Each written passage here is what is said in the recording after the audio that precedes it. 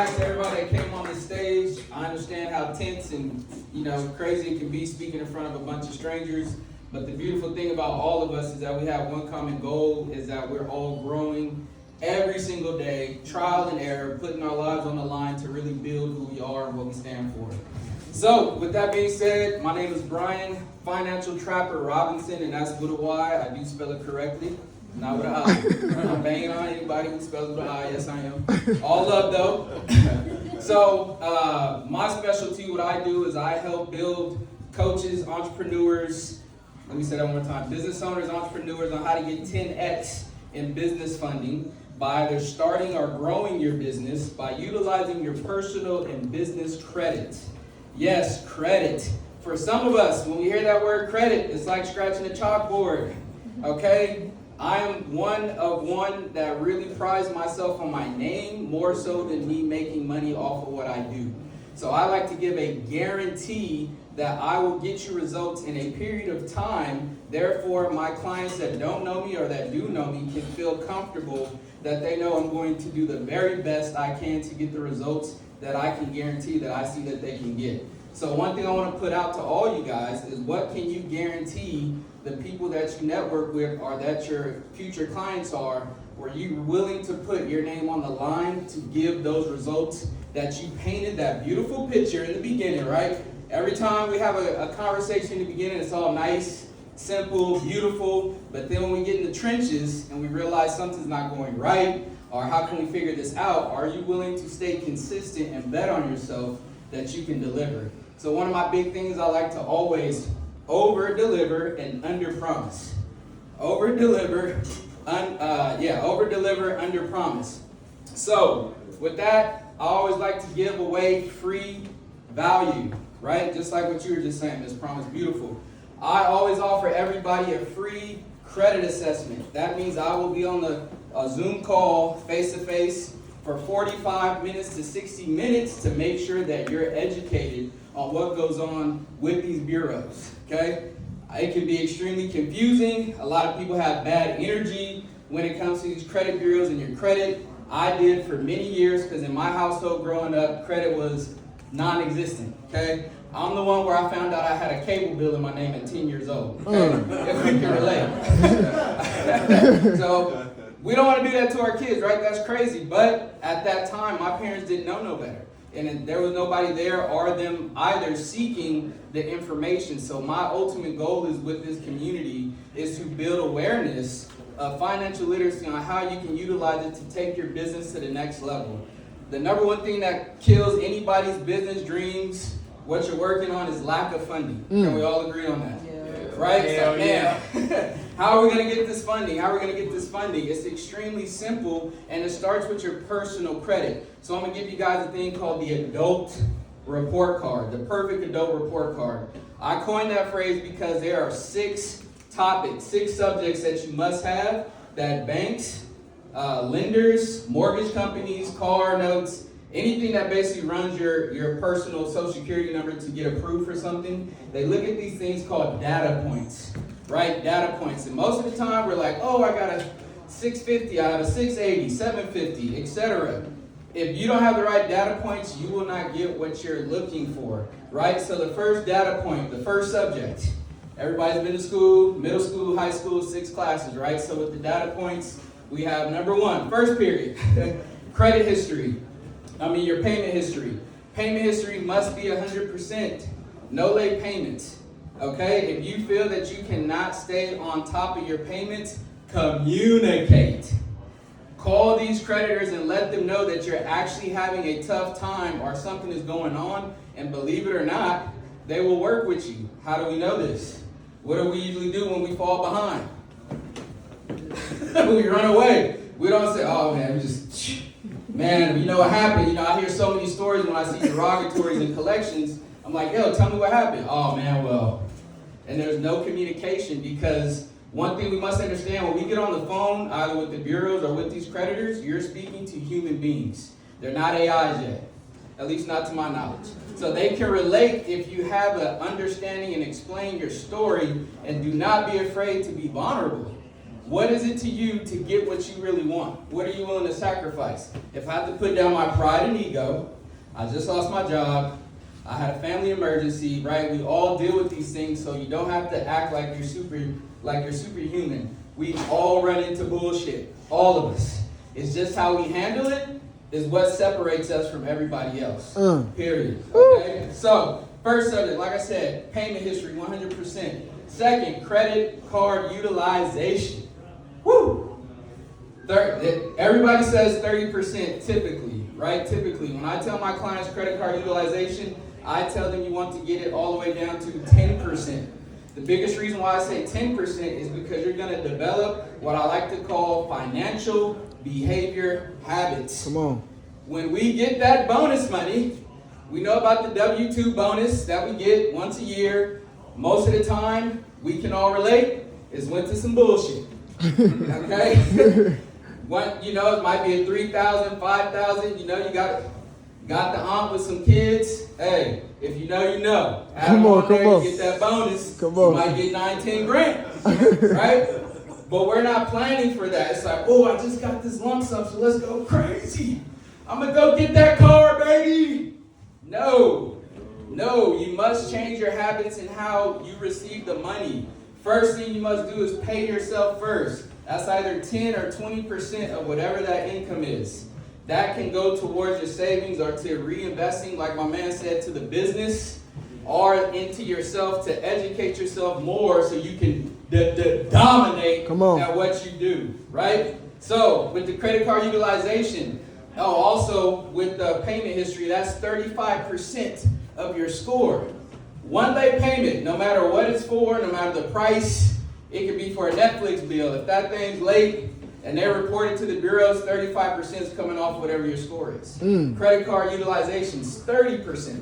The two most common issues I run into with my clients is first period and second period. 65% of your score. Just off late payments and bad behavior habits with your credit cards and not knowing the difference of when to pay them off and how to pay them down. Right? So we have number 3, derogatory marks and collections. Don't ever call the collection company and pay it off unless they can guarantee you a letter of deletion. If they can't give you a letter of deletion, you're wasting money and you're wasting your time. By the way, these collection companies buy your debt for pennies on the dollar. So if you have that outstanding $5,000, $6,000, $7,000, $8,000 collection, that company that's now trying to call you, send you emails, letters in the mail, oh, we'll negotiate. They probably got that debt for less than $100, and they're giving you a deal for $1,000 or $2,000. Whatever they can get the gullible unknown to do, they're going to take advantage of it, right? So you want to make sure that with the collection company, they're violating your consumer rights, right? Consumer law.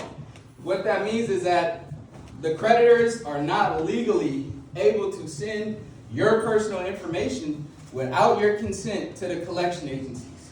The collection agencies are not, by law, able to just directly contact you without your permission.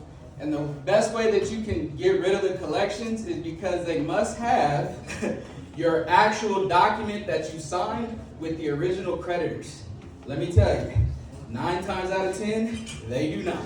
Because the creditors just take that as a write-off and say, here, you deal with the account, and that's it. Illegal operations have been dealt. Now it's on us to take full advantage of understanding that information, okay? So that's what a collection company.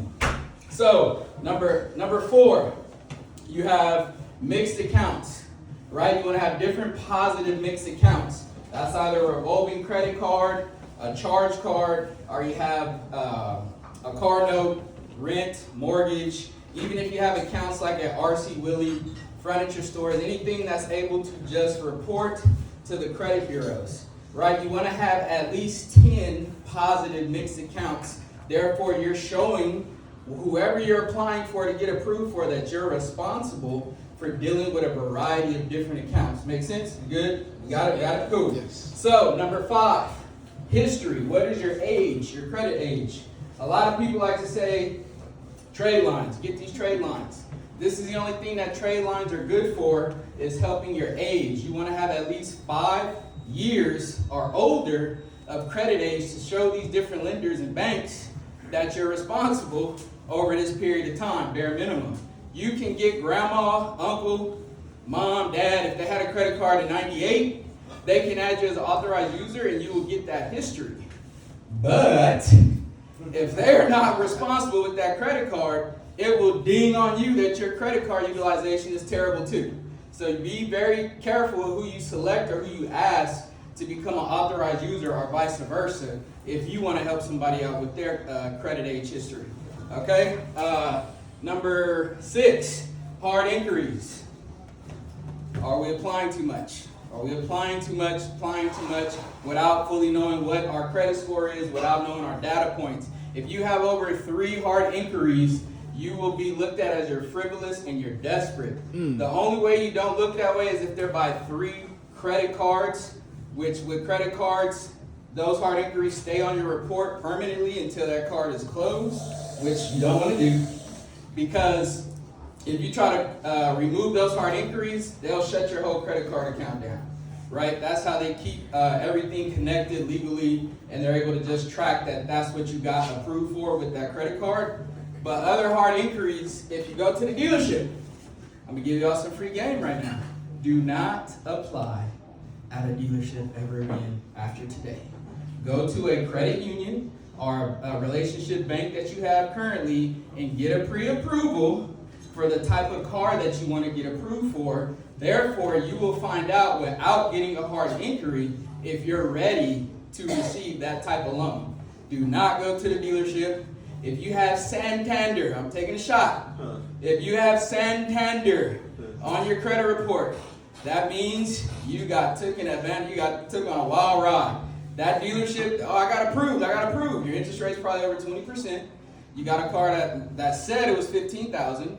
If you do that 60-month, 48-month loan situation, at the end of the terms, when you pay that car off, you pay double or triple. So that $15,000 car now costs you $30,000 to $45,000, right? You want to make sure that you're not putting yourself in a desperate situation, unless, of course, it's an emergency. But during that time, you can still get your credit right and go for the refinance in 6 months to 12 months to fix those interest rates, okay? So, once again, the perfect adult report card, payment history 100%, no lates. Credit card utilization, I say 10%, but bare minimum 30% of whatever that total limit is. So, quick example, if it's $1,000, you don't want to use more than $300 of that card when it's time for you to do the reporting or statement date. 30%, right? Collections, derogatories, you want 0. You don't want any. 0. Age of credit, 5 years or older. Mixed accounts, 10 or more. If somebody in here has a nice 720, 750, and you want to go for that 850, you want at least 20 to 25 total mixed accounts, all positive. And your age needs to be at least 8 to 10 years or older to be in that 800, 850 range, okay? And then with hard inquiries, you want at least 2 to 3 to 0, okay? No more than 3, 2 to 3. And like I said, bring it back forward. What are you willing out of your business to give away? If you go to my Instagram right now, you can get a free mini course that explains how to get $40,000 in 90 days for free.